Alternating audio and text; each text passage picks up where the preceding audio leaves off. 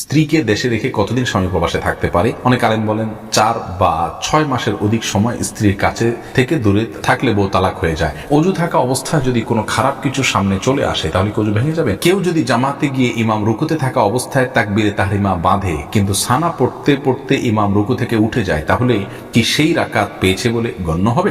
কাপড়ে রক্ত লাগলে নামাজ হবে? গর্ভপাতের কতদিন পর নামাজ আদায় করা যাবে? মাসিক অবস্থায় আজানের জবাব দেওয়া যাবে কি না? হাতে কলমের কালি থাকলে কি অজু হবে? বিয়ের পর কাবিনেট টাকা কমানো যাবে কি না? নামাজে দুনিয়াবি চিন্তা আসলে কি করা? খালুজির সামনে কতটুকু পর্দা করব? হাত পা ঢেকে মুখ খোলা রাখলে কি পর্দা হবে না? মা নামাজ পড়া অবস্থায় আছেন, হঠাৎ তার যুবক ছেলে তার সামনে পড়ে গেছে, মায়ের কি নামাজ হবে? জামাতে নামাজরত অবস্থায় যদি অজু ছুটে যায় সেক্ষেত্রে করণীয় কি?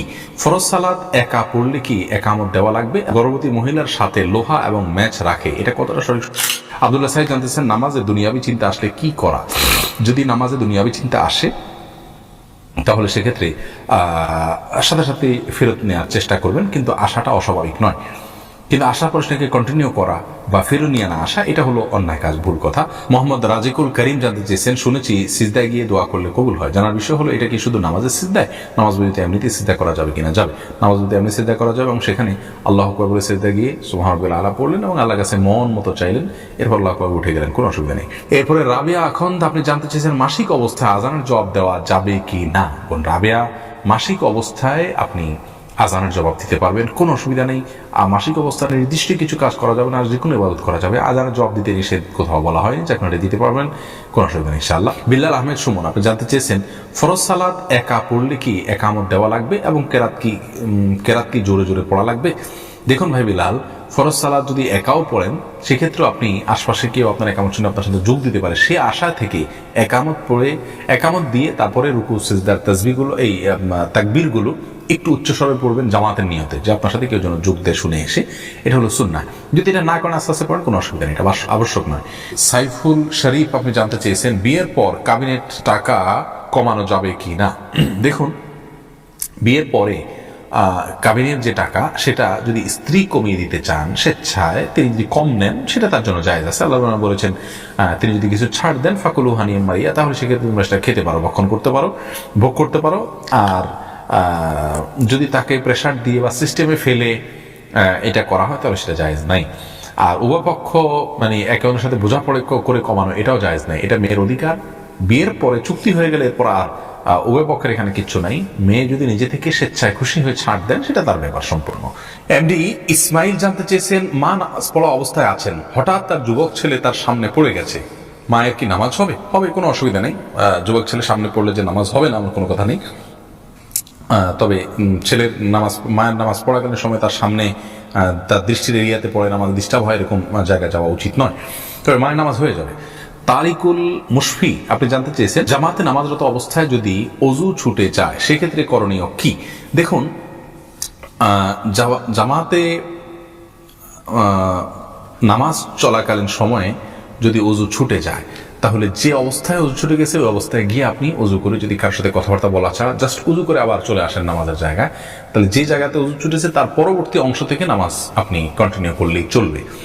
আর যদি কার সাথে কথাবার্তা বলে থাকেন, অন্য কোনো কাজ কাম করে থাকেন, নামাজ ভঙ্গের অন্য কোনো কাজ করে থাকেন, তাহলে সেক্ষেত্রে আপনাকে নামাজ আবার শুরু থেকে পড়তে হবে। মুরাদ আহমেদ জানতেছেন গালের দুপাশের দাড়ি কি কাটা যাবে? দুপাশের দাড়ি কাটা যাবে না। এই যে চোয়াল হাড্ডি এটার উপরে যেগুলো থাকবে এগুলো সবগুলো দাড়ি, এগুলো কাটা যাবে না। মোর্শেদ খান এই আইডি থেকে আপনি জানতেছেন আমরা প্রবাসী, আমরা দুপুরে 12টার সময় ছুটি পাই, এ সময় জোহর নামাজ আদায় করলে হবে কিনা?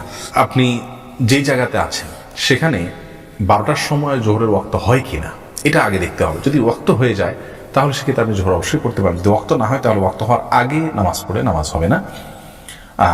যদি আপনার নিয়মিত এরকম হয় যে এরপরে আর কোনো সুযোগ নেই নামাজ পড়ার, তাহলে সেই চাকরি আপনার জন্য করা জায়েজ নাই, যে চাকরির কারণে ফরজ নামাজ আপনি নিয়মিত টাইম মতো পড়তে না পারেন। আর যদি মাঝে মধ্যে এরকম হয়ে যায় তাহলে সেক্ষেত্রে যখন অবসর হবেন তখন পড়তে পারেন, কিন্তু আগে পড়তে পারেন না। নামাজ প্রয়োজনে কাজা করা যায় কিন্তু অগ্রিম পড়া যায় না।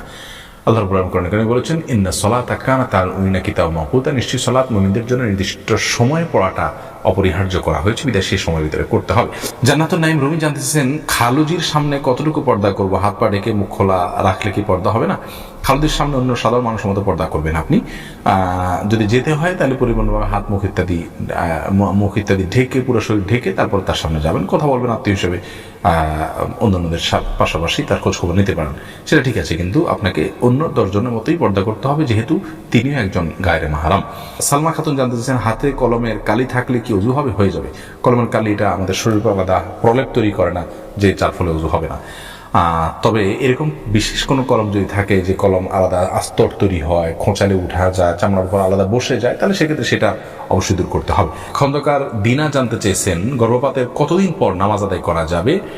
বোন দিনা, গর্ভপাতের পর যতদিন পর্যন্ত ব্লিডিং হবে, সেই ব্লিডিংটা যদি আপনার গর্ভপাতের পরে 40 দিন পর্যন্ত সর্বোচ্চ হয়, তাহলে এই কদিন নামাজ পড়বেন না, তারপর নামাজ পড়বেন না। যদি তার কম হয়, তাহলে যতদিন হয় তারপরে ব্লিডিং বন্ধ হয়ে গেলে তখন তার নামাজ পড়বেন। সালমা খাতুন জানতে চেয়েছেন, কাপড়ে রক্ত লাগলে নামাজ হবে? দেখুন, কাপড়ে রক্ত লাগলে সে রক্তের যদি পরিমাণ অনেক অল্প হয় নামাজ হয়ে যাবে, কিন্তু যদি পরিমাণে বেশি হয় তাহলে সেক্ষেত্রে নামাজ হবে না। এটাই বিশুদ্ধ মত, যদি অনেকের মতে রক্ত পাক বা পবিত্র। রাশেদ ইসলাম রাকিব জানতে চেয়েছেন, কেউ যদি জামাতে গিয়ে ইমাম রুকুতে থাকা অবস্থায় তাকবীরে তাহরিমা বাঁধে, কিন্তু সানা পড়তে পড়তে ইমাম রুকু থেকে উঠে যায়, তাহলে কি সেই রাকাত পেয়েছে বলে গণ্য হবে? দেখুন, ইমাম রুকুতে থাকা অবস্থায় যদি তাকবীরে তাহরিমা বাঁধেন এবং ইমাম তিনি রুকুতে যাওয়ার আগেই ইমাম আপনার উঠে যান, তাহলে সেক্ষেত্রে সে রাকাত পেয়েছেন বলে ধরা হবে না, কারণ তিনি ইমামকে রুকুতে গিয়ে পান নাই। মান আদরাকার রুকু ফাকাদ আদরাকার রাকাতা, যে ব্যক্তি রুকু পেল সে রাকাত পেল। হাদিসের দ্বারা উদ্দেশ্য হলো, যে ব্যক্তি রুকুতে গেল, যে রাসূলুল্লাহ ইমামকে সে রুকুতে পেল, সে রাকাত পেল। কিন্তু এইটুকু যদি না হয়, তাহলে সেক্ষেত্রে তিনি রাকাত পেয়েছেন বলে গণ্য করা হবে না। এ আফ্রিদি জানতে চেয়েছেন, অজু থাকা অবস্থায় যদি কোনো খারাপ কিছু সামনে চলে আসে, তাহলে কি অজু ভেঙে যাবে? না, এটা দেখলে যে অজু ভেঙে যাবে এমন কোনো কথা নাই। রোনা আহমেদ জানতে চেয়েছেন, গর্ভবতী মহিলার সাথে লোহা এবং ম্যাচ রাখে, এটা কতটা সঠিক? সম্পূর্ণ ভুয়া এবং এটা আপনার কুসংস্কার জন্য বিষয়। বোন রুনা, গর্ভবতী মহিলার সাথে লোহা ম্যাচ রাখা যাবে না, এগুলোর কোনো লাভ ক্ষতি করার কোনো অধিকার নাই। এটা এক ধরনের শিরক, ছোট শিরক বলা যেতে পারে। লাভ ক্ষতির মালিক আল্লাহ রাব্বুল আলামিন। বিশেষ কোনো অসুস্থতা যদি হয়, বিশেষ কিছু খেলে অসুবিধা হয়, সেটা ভিন্ন কথা। কিন্তু লোহা এবং ম্যাচ রাখলে যে কিছু হবে না, এটা কোনোভাবেই সত্য নয়, এটা ভুল বিশ্বাস। সুলতান মাহমুদ মিল্টন জানতে চেয়েছেন, স্ত্রীকে দেশে রেখে কতদিন স্বামী প্রবাসে থাকতে পারে?